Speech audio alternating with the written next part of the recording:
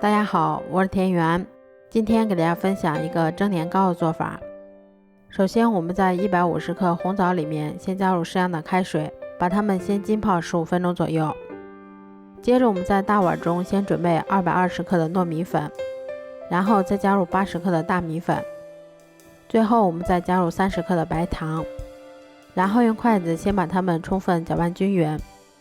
搅匀后再少量多次的加入大约160克的清水，然后用筷子先把它们搅拌成这种面絮状。接着我们把泡好的红枣先给它们去掉枣核，然后再把它们放到调好的面粉里面。接着我们用手先把它们充分抓拌均匀。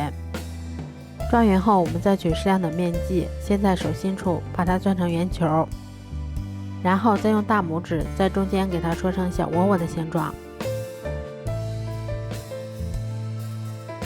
像这样我们的生胚就做好啦。都做好后把它们依次放到蒸屉里面，然后冷水上锅，开锅后用大火蒸25分钟左右就可以啦。这样做出的红枣糯米年糕吃起来非常的软糯香甜，而且还有一股浓浓的大米和红枣的香味儿。如果喜欢的话就试试吧。喜欢我的视频就关注我吧，谢谢您的支持。